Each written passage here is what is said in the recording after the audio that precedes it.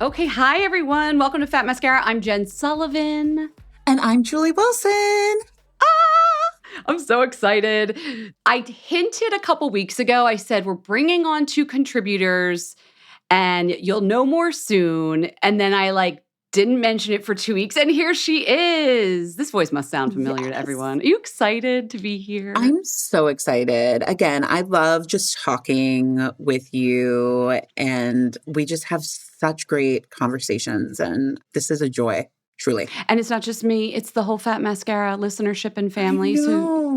I mean, I love the fact that you have such a strong community and folks that just hang on our every word. It's true. And for that reason, I wasn't about to bring anybody as a contributor on the show that did not get the full-on stamp of approval, which, of course, Miss Julee Wilson did. So welcome officially to the family. We're so excited to have you. How's your summer going? What have you been up to since we last chatted? It's good. I mean, I feel like it's going a million miles per hour. I'm really excited to get to August, which is funny because that's when I go officially on vacation. We have a house up in Martha's Vineyard, so I go up there. But also Europe goes on vacation, which is nice. I feel like we should just follow suit. I would love a whole August off. And as long as I've known you, which I think has probably been at least 10 years, I always look out for Augusts because you always are posting the most epic pictures. And I just feel like you have such a community and family in your vacation spot. And I know about it. I'm oh, we're going on vacation with Julee. I love that. I've heard that from a few other people that they're I feel like I'm there with you. And that's the best compliment to someone who is an oversharer like me, is that actually people are watching what I'm oversharing and feel like they're a part of it, not just watching it happen. You know, they're I feel like I'm eating that lobster roll with you. And I'm come on, let's go. Yeah. It looks fabulous. So we only get you for a couple episodes before you have your August break. She will, by the way, have an official microphone as of the next episode. I will. I'm sorry, guys. Sometimes it takes some time to get me up to speed on the technology end of things. No, it's all good. But you sound great. We're excited to have you. I'm curious. In my mind, I'm Julie brings an amazing point of view. It's so much energy and love. What are you interested in bringing to the show? What beats do you want to report on? What do you want to talk about? Look, I'm a beauty girl through and through, but you know me for the past decade. And I hope that a lot of folks who have been following my work know that I am super unapologetic about being a Black woman in this space. So I really want to bring that level of storytelling as well. I want to talk about beauty as it intersects with Black culture and all of the diversity and inclusion angles, which I think are a hot topic, but also something that it's just so fascinating to learn about and talk about because we aren't a monolith as a people. And I love the fact that we can talk about beauty, this thing that we all love, and talk about maybe one aspect of beauty and have all of these different stories that can go in different angles. So I'm really excited about that. Yeah, when I tell them I host a beauty podcast, there's a certain subset of people oh, so you talk about lipstick? And I sigh and I'm I don't know if this is worth the discussion. And then there's another group of people that are oh, that intersects with so many different parts of culture. And I'm exactly. Thank you. There are all these subsets of people and cultures and our histories. And these are beauty stories. And you're bringing stories and culture stories and traumas that we can talk about and joys, traumas, they say, and triumphs. There's all of these things that just really beauty brings out in more ways than I think other things. So I am proud to be a beauty girl and to talk about all the things with you. It's so personal. And to that note, Julie and I were should we talk about this on this week's show? Because we just read a story this morning and we were texting each other. But since you brought it up and since you do want to share that intersection of your culture and beauty, we have to talk about this New York Times story. We have to. If you guys haven't seen, there's this New York Times feature, which is so beautifully reported. The author took over a year reporting on this, all the findings and interviews, and it's about relaxers and for hair and in the Black community and all of the kind of ways it's messed up our health. And it's sad, we were talking about it earlier too, because I'm like, I had a relaxer era in my life. And when I was young, probably around like 6, I got my first one. And then maybe my last one was at 14, which is honestly a small window, a smaller window than most women of color that are of my generation and older. So I kind of fear sometimes that like, even in that small, short window of time, I could have really messed up my health. And I know women, even now, grown women to this day, that still get relaxers. I'm hoping that this article really pushes this whole industry completely out the door. Like, we don't need it, that sort of thing. But like we were talking about earlier, it's complicated because not only is it a health thing or a hair manageability thing, it's also like how many people can show up with their hair natural at work and it not be seen as unprofessional or unkept. It's so complicated and so tough. It's a tough thing to tackle. The reporter, Linda Villarosa, she does a good job of like couching the science data within the cultural story you're talking about. Because I think a lot of people could look at this. Like the biggest stat, I think, just to like just get it out of the way so we at least give you a little information on this. We've reported on this, by the way, on the podcast, but I don't know how much people know. There was this huge study in 2022 of 34,000 women, and they found that those who frequently used chemical hair straightening products were more than twice as likely to develop uterine cancer, and specifically within that, this very severe, more dangerous type of uterine cancer. Obviously, that's a correlation, not causation. But the point is, don't nitpick the science here. We just don't know because there's so many chemicals in these products, even more than the personal care products that we use, like face care and things like that, that we're studying and learning. But she really does talk about how if people are just like, oh, just stop using relaxer, it's not that simple for some people. It's not. It's tough. It's tough, but our lives are on the line. So I know that's such a Debbie Downer moment to start with, but I do think it's important that this community knows about this and that we continue to read stories, do the research, talk about it with our friends and family. Not only if you're a person of color and your family interacts with this product, but we need allies out there that don't look like us and don't interact with this product, really pushing for a better world in which, one, we don't have to interact with these products, and two, that we can show up as we are and feel good. You know, that's why there's the Crown Act, so that we can, the way our hair grows out of our heads can't be deemed illegal, unprofessional, unkept, all of those things. So we're pushing. I'm a glass half full type gal. I'm going to add and I'm going to add a 3 to that on the positive side of it, which is, I was thinking, there's a lot of transparency that's needed in the products, in beauty products in general, all types of beauty products. And even the FDA spokesperson that was quoted in this article, I was like, wouldn't it be a beautiful legacy if the fact that we're focusing on Black women and their health right now actually extends to everybody, because we start getting more regulation and transparency on some of these chemicals and studying them, so we do have better science, because it's going to affect everybody too.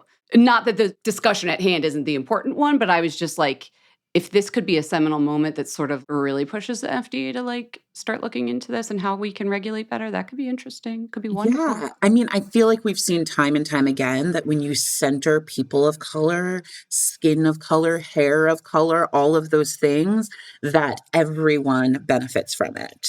Like if you start with the most sensitive and reactive skin, the most complicated in the sense of like textured hair, all of the things that we kind of represent, if you start there and kind of work like and figure that out, everyone benefits. Everyone is taken care of. All of the science helps everyone. So it just makes sense. The math is mathin'. Yes. And we'll keep talking about this as more science comes out. It's a great story to keep following, and she did a good job putting it out there. So yeah. But you'll be bringing the Julee also. You'll be bringing the fun. You'll be bringing everything to the show. I'm excited to have you. Jess is too. I was like, once we can get our schedules aligned, I would love the 3 of us to get on the mics together. Iconic. Dreams. Julie's a mom of 2. She's a busy woman, but we'll make it happen. Iconic. I think it'll be great. I miss both of you. Okay, well, let's take a quick break and then we'll talk some news.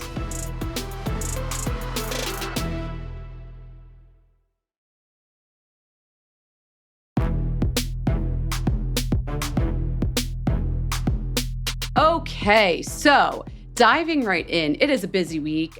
I literally was joking to Julie. I was like, so every time you come on the show, Popstar is launching a hair line. It's true. They just keep coming. I think last time you were on, Beyonce had Sacred. Yeah. And then I reported last week, okay, Fenty hair's coming. What's it going to be? And I was like, oh, maybe Julie got to try because I haven't gotten to try the products out because they literally are launching the day that we're recording. Yeah. But I've had these products for months. Literally, I think I got them at the top of March. Of course you did. See, this is what happens.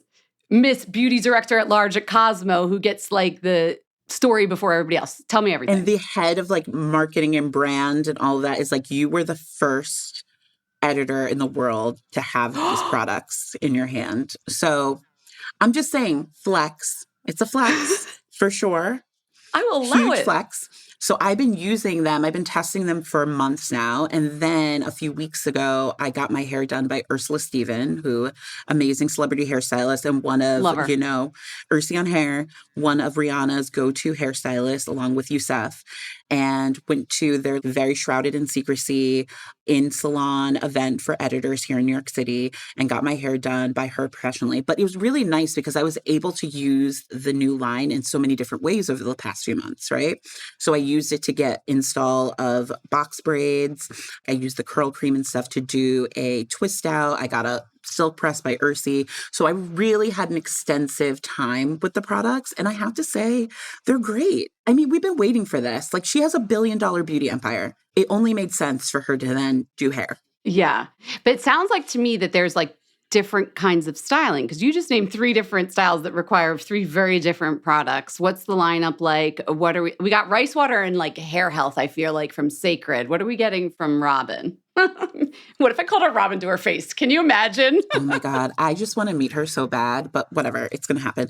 So Riri is doing kind of the same thing in a sense of like really the foundation and the health of the hair. It's all about strength and repairing. She has this proprietary complex called Replenicor 5, which is amino acids and like all the things. Yes, she's high tech. Okay. High tech because she sees, obviously, and we've seen the trend of all of like the Olaplex of the world, the bond building, the keratin fortifying products for our hair. So this is kind of her answer to that. So this is a Replenicor. It's definitely for strengthening, but it's also to repair any damage and to like bring moisture and hydration and shine, all of those things. So it's proprietary. She's got it on lock. It's in, I think, every single product. There are 9. She's launching with 9 products, 8 of them actual care and maintenance products. And then she has a tool, an edge brush. Got it. Talk to me about texture. Like, who can use this? So everyone, just like Beyonce, it is everyone. I have to say, I'm always really skeptical about that because I'm like, even our hair does not require the same type of products.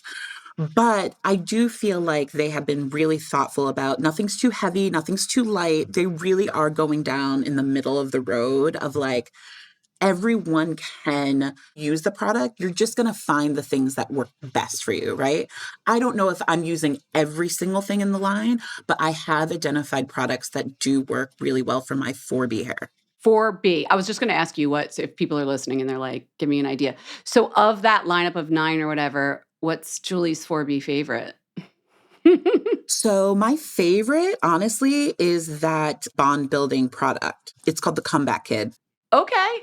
And she has great names. It's like the rich one, the richer one, Comeback Kid. Like, she's so clever. All of her products have like great names.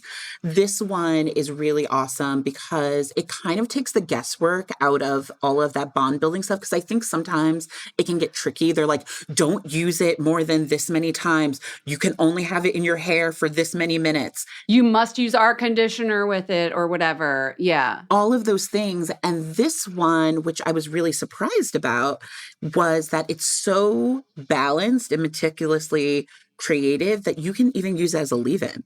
Like, you can leave it in your hair. So the main instructions are it's sort of like a treatment rinse out at the end of the shower, but like K18 style, you could also leave it in. I mean, that's why I like K18 because you don't have to think about it. And I think that's why K18 became such a juggernaut and was purchased and all of that, because a lot of those other systems or treatments, they're so, again, to your point, specific. Like you have to use our product before Or and sit in the shower after. I'm not sitting here for 5 minutes. 5 minutes is a long time in the shower. If I'm not shaving that day and I've already washed my body, You're and not doing an asking me- everything shower? It's not an everything shower. Just what's the regular shower? The quickie shower? Is there a name for the non-everything Oh. shower? I like that though, the quickie. The quickie. The I quickie have two shower. kinds of showers, don't you? Yeah, for sure. I mean, I might even have 3. There's an everything where we're going to shave, we're going to do a treatment. I get out the scrubby gloves. Mm-hmm. And then, I'm sorry, everybody, but this is just like the swimmer in me. There's the pits, tits, and lady bits. Oh, yeah. Pits, tits, and lady bits. Wow. That's what we called it. I've in never even swimming. heard that, and that's amazing. You know the shower I'm talking about? Just Oh, yeah. Yep. I mean, Just the key areas. It's like the hoe bath, but in the shower. Right? Like instead of in the sink, you're in the shower just like. Yes. Then that was the thing in high school. Like if you were in a real rush, you would just do it at the sink, as you know. But yeah. Which they called the hoe bath. And I was never really a hoe, but I took hoe baths. Yeah. And also we don't want to like weaponize sexuality. You know what I'm saying? Exactly. But the pits, tits, and lady bits is like the head is not going anywhere near the water stream. So we're not even doing a face wash or hair. Well, I feel like a lot of people of color do that too, because we don't wash our hair as often.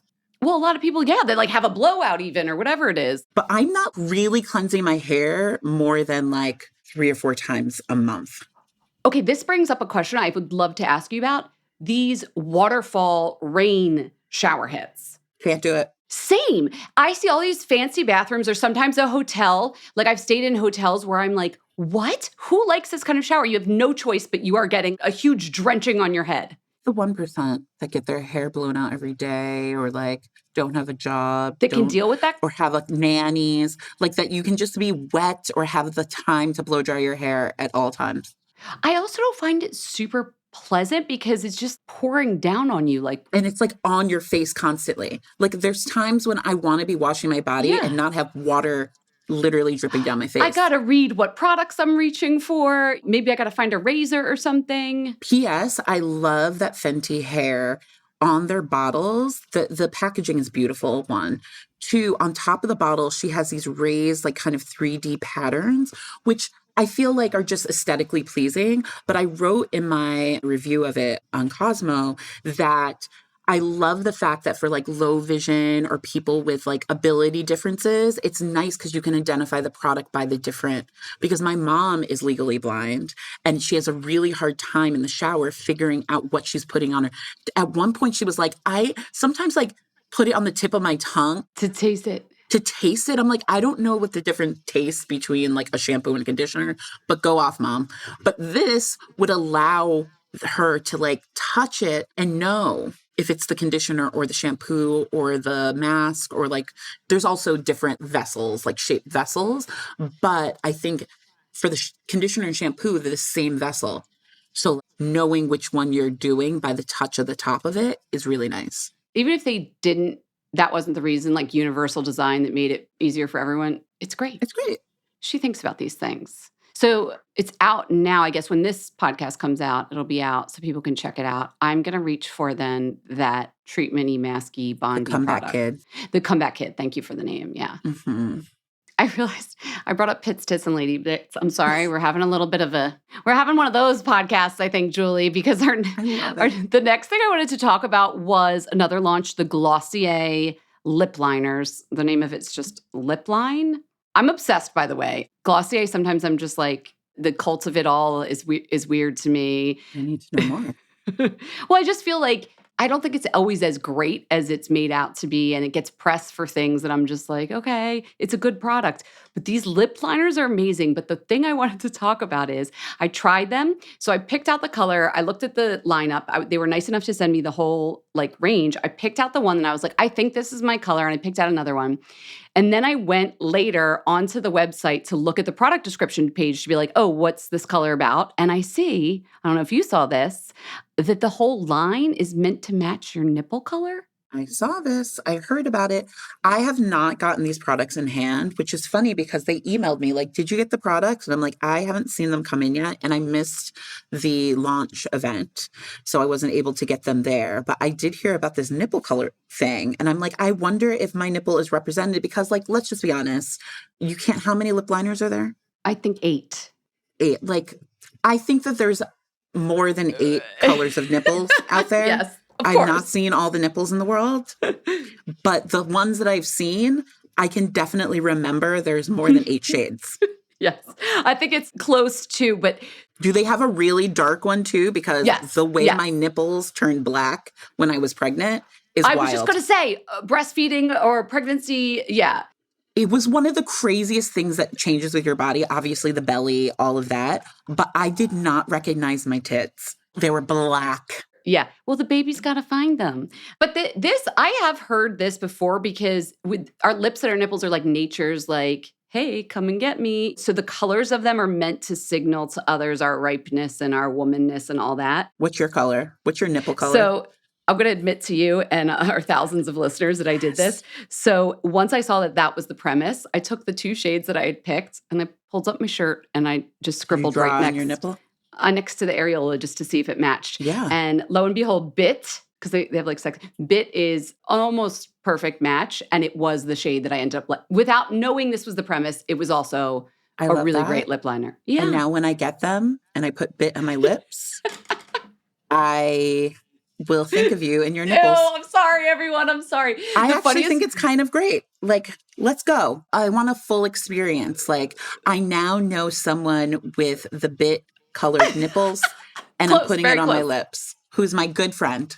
I will tell you, when I was in the shower, this is how I know they're good lip liners. First of all, the wear on them is amazing. They're very creamy because usually the ones that are long wearing can be kind of dry and draggy. Super creamy, yet long wearing. So much so, the next day, that wasn't a shower day because not every day is a shower day. The next day I'm in the shower and I was like, what is this purpley pink line next to I was like, did I scratch myself? Nope. It was the Glossier lip liner that had lasted through a sweaty summer day in New York City. You know what? Keep it real. It's got staying power. That's all I'm going to say. I think that's a great way to test the longevity. Put it on. It's sweaty in there, right? Yes. Lip liners are having a moment. I'm also obsessed with Ami Colay's new lip liner. Okay, I actually, before I got the Glossier, the Ami Collet was the one that was in the highest rotation. Here's my difference between the Ami Collet has more of like a drier, more definey kind of, but it also has staying power. The Glossier to me is a little bit creamier, waxier, but the colors on the Ami Collet are like chef's kiss. Chef's kiss. Also, I think that they're a little drier too because they are meant to be an experience with the lip oil treatments that they have. Like you're supposed to use them together to create your own distinct look. So I love the fact that there is that added kind of like experience to it. It's like, and she's selling them too as like lip kits where you can get the lip oil treatment and the lip liner and just be your own little lip artist. I think all these new lip liners coming out is exactly that, which is the lip oils were here because that's been big for like at least a year. And like, they just look better with a little definition underneath or around the edges. Lip oil alone is not going to cut it, guys. Although this Edam one. Oh, tell me about Edam. I want to try. Great. It's great. Love it. It has a good name, doesn't it? Like lip butter or something? It's called La Chouchou. Oh. Le Chouchou. Fancy. Which I looked up and means in French, darling. Like little darling or the darling. So anyway, it's really great. It's meant to exfoliate, moisturize, and give color. We know them for skincare. So it's kind of like this is their skincare meets color moment. And it helps slough off dry, dead skin cells. And you can use it, at least I would use the clear one at night as like a lip treatment. Ami Collets are good. Glossier is good. When you're finding your color, guys, now you know how to find that perfect rosy, brownie, nudie, you but better. Yeah. I cannot wait to put Bit on my lips now that I know your story. Now we have a bond that will not be undone. Okay, moving on. I have to share this event that's happening in New York, which will be happening again and again. And just like, I think this is a really cool idea. It's called Beautyfor, like FOR. 2 beauty editors in New York, Gabby and Zoe, who we've ran in their circles for years. which we kind of know this too, but they discovered that up to 40% of the beauty products that are manufactured each year end up in landfills. And we're not talking about the stuff we use and then the packaging. It's like a brand made it and they messed up the bottle and it was filled, but the bottle name was wrong. Or the ingredients change and they have to throw that out. What they're doing is hosting these pop-up events where different brand partners of theirs can give them their oversell stock stuff that they don't know what to do, that it's not ready for the primetime retail, to be sold at a discount. And they're doing these pop-up sales in New York City, and all the proceeds go to charity, which I love. And guys, it's not junky product. It's good brands like Peter Thomas Roth, Grown Alchemist, IGK, Juice Beauty, Tower 28, Crown Affair. Come on. Right? I don't mind if the outer carton is a little smushed on some Crown Affair. I'll take it. Yeah. Is it going to make me fabulous? Thanks. Let's go. Exactly. So their first event, so Beautyfor is the website, beautyfor.com. Their first event is June 22nd, which I know is only in like 2 days or 3 days or whatever. But you can buy tickets there. And there's price tiers for the tickets. First of all, you're getting everything. It's like a sample sale, like a fancy sample sale, but for beauty products, and it goes to charity. And then there's local beauty businesses that are in the mix that will be offering services and have activations, like a fun hang, but also keep stuff out of the landfills. Live. Let's Right? go. Altruism at its best. I'm going to link to that. And then I think they're going to do more events. So we should just keep our eyeballs on them. Mm-hmm. All right, last thing, Science Corner. Hold on for my Science Corner music.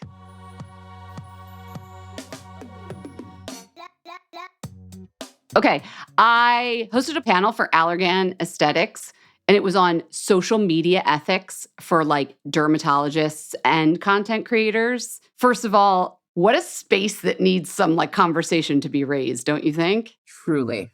What did you talk about? Tell me all the things. That's what was really cool. I thought we were going to talk about just like, oh, derms have to be careful to stick to their medical knowledge. And because some of these young derms out there that haven't really been practiced that long piss off the older derms because they speak like they know what they're talking about and they just got out of residency. I'm sure you've seen this drama between yeah. But we didn't just talk about that. We also talked about just like misinformation. So the Dr. Kavita Marawala, have you ever interviewed her? Yeah, I've met her before. She's like the best. She knows everything.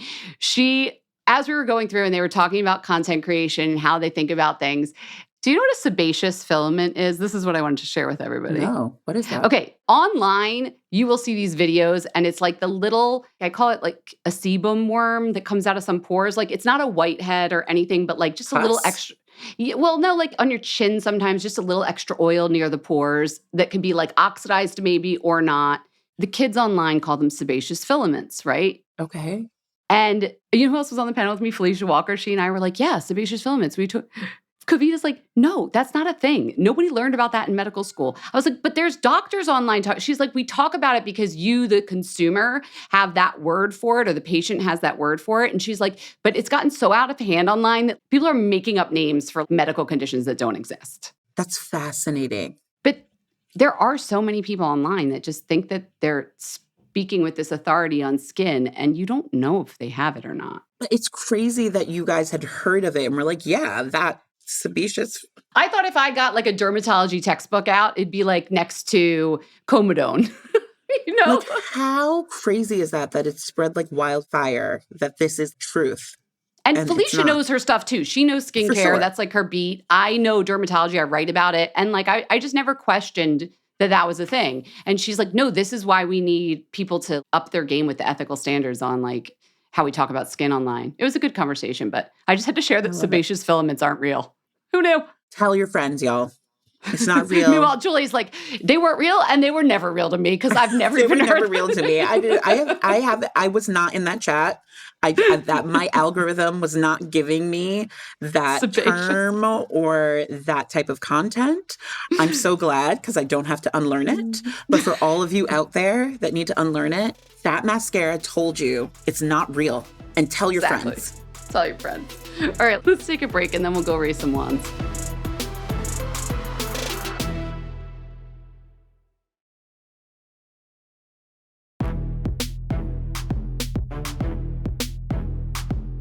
Okay, it is time to raise a wand. Actually, we gave people homework last week and I haven't gotten any submissions yet because we're recording this like right after the episode came out. So I'm going to play a listener who loved a fragrance. I'm going to play that, but I want to share the homework with Julie because I want to see what your suggestion is. Jess and I were, she was like not feeling well and she was a little nauseous. And I was like, oh, what do you do when you feel nauseous? And she was like, I don't know. I need to know like what people do for that. For me, it's a ginger or mint tea situation. But I was like, I know there's like chews and there's bracelets. And if you ever are feeling nauseous, like what's your fix? I do peppermint. Peppermint mints? No, like peppermint essential oil. I'll put on a cloth, like and like smell it, like aromatherapy. And like it helps with that. Mint does for real. I didn't think of using the aromatherapy aspect of it. But I guess if you make a cup of peppermint tea, you're both breathing it in and drinking it. So yeah. But ginger is also like the go-to. Like when I had morning sickness with both my pregnancies, they're just like ginger chews and da-da-da-da. And then there's like this also acupressure point on your wrist that you're supposed to push, which I was like pushing like crazy all day long. Like, did it help though? Because morning sickness is all day, not just in the morning. It would help. I mean, it's kind of the I feel like it's the sort of like psychology too. If you're focusing on something else, then you can't, like your mind can't focus on two things. Yeah, like you could be pushing anywhere on your body and it would probably take your mind off the nausea. But I'm sure for all you acupressure junkies and nerds out there, I'm sure there's actually some like scientific reason why that point on your wrist, or like also between your thumb and this finger. I've heard that between your index and thumb, like pinching there. Yes, also helps. Look, I was trying all the things. All of it. Also, Jess isn't pregnant. That's not why she was nauseous, but it is funny. Any woman who has given birth or been pregnant, that's like their reference point for like, what's the worst nausea I've ever had? That's what I did. But like, there's so many times in your life you could feel not good. Anyway, all this is a long way of saying, raise a wand, call us if you have like your fix for nausea. I want to know what it is. 646-481-8182. It's linked in the show notes, or you can email us an audio file, info@fatmascara.com. You can also use that number. I want to remind people because people have been calling in with questions and I love that. Maybe you have a question for Julie specifically. Call us. Bring it. Let's go. Ask it. Yes. And on that, let's actually have Asma, who's going to give us a little, well, I'm not going to give it away. Here's Asma. Hi, Jen and Jess. This is Asma from New Zealand, and I'd love to raise a wand to Jo Malone's Cologne Intense Dark Amber and Ginger Lily. It's a beautifully woodsy and clean amber.